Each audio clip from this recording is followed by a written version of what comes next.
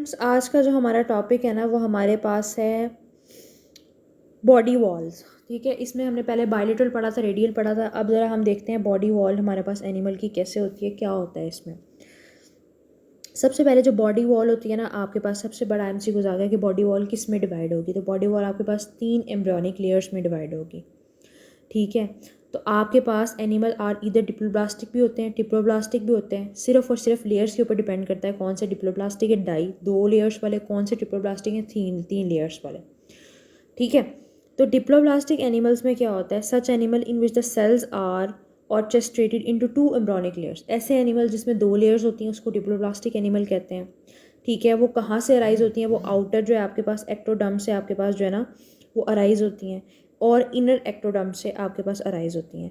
इसके बाद जो आपके पास द सेंटर मेसोग्लिया जो आपके पास होता है, डिफरेंशिएटेड लेयर होती है प्रेजेंट बिटवीन दी एक्टोडर्म और मीजोडर्म के दरम्यान में जो लेयर होगी वो आपके पास मीजोग्लिया होगी। ठीक है, सेंटर मीजोग्लिया जो है वो एक्टोडर्म और एंडोडर्म के दरम्यान में होगी, और इसमें ही होगी डिप्लोब्लास्टिक एनिमल्स के अंदर। अब उसके बाद आता है जो आपके पास डिप्लोब्लास्टिक एलिमेंट, जितने भी एनिमल्स होते हैं वो कोइलेंट्रेट्स होते हैं, लेकिन जो ट्रिप्लोब्लास्टिक एनिमल होते हैं वो सारे के सारे कोडेट्स होते हैं। कोडेट्स और कोइलेंट्रेट्स में आपने फ़र्क याद रखना है। दूसरे नंबर पे जो ट्रिप्लोब्लास्टिक एनिमल्स हैं वो आपके पास जो हैं आउटर एक्टोडर्म नहीं होगा, वो एक्सटर्नल आपके पास एक्टोडर्म होगा और एंडोडर्म भी पड़ा हुआ होगा। ठीक है, बाहर जो एक्टोडर्म की लेयर होगी और अंदर जो है वो एंडोडर्म की लेयर होगी। ये देखो, एक्टोडर्म की लेयर हमारे पास क्या है बाहर, एंडोडर्म की लेयर अंदर है, और मीजोडर्म जो एक्टोडर्म और एंडोडर्म के दरम्यान में, तो 3 लेयर्स इसमें आ रही हैं। तो इसी वजह से इसको ट्रिप्लोब्लास्टिक एनिमल कहा है, क्योंकि इसमें basically depend on the amount of germinal layers, कितनी जर्मिनल लेयर्स हैं उसके अकॉर्डिंग आपने ट्रिप्लोब्लास्टिक और डिप्लोब्लास्टिक एनिमल में डिवाइड करना होता है। It is the most important MCQ. Nature of coelom की जो नेचर है वो हम देख लेते हैं। इसमें ए कोइलोमेट होते हैं, सूडो कोइलोमेट होते हैं और कोइलोमेट होते हैं। मोस्ट इंपॉर्टेंट टॉपिक है ये, जो बताऊँ इंपॉर्टेंट टॉपिक है उसको Punjab text book board KPK से, सिंध से, तीनों से देख लेना है। अब ए कोइलोमेट्स में हमारे पास जो होता है ना वो आपके पास जिसमें कोइलम नहीं होती, ए का मतलब ना होना है, सूडो का मतलब फॉल्स होना है। ठीक है, फेक, फॉल्स, और कोइलोमेट का मतलब true.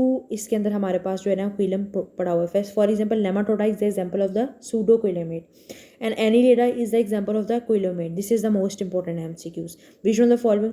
For example, annelida is the coilomate, pseudocoilomate, acoilomate. तो आंसर होगा coilomate. Which one of the following is true coilum?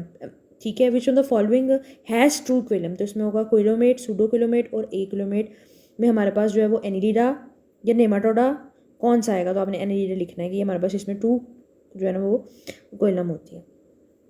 अब कोइलम क्या होती है, कोइलम एक ऐसी बॉडी कैविटी होती है जो कि बेसिकली मीजोडर्म से लाइन होती है, एक्टोडर्म एंडोडर्म से नहीं, मीजोडर्म से, डायरेक्टली मीजोडर्म से लाइन होगी।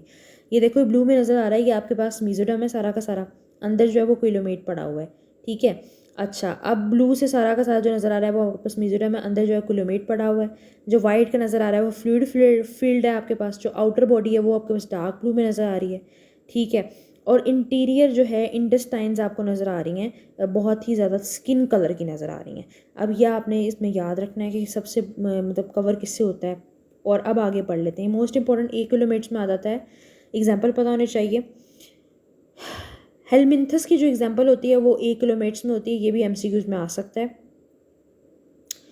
और इसमें जो बॉडी कैविटी होती है वो ट्रॉन्ड होती है। ठीक है, सूडो में क्योंकि फॉल्स होती है तो मीजोडर्म से लाइन नहीं होगी, और कोइलोमेट्स में आपके पास मीजोडर्म से लाइन होगी।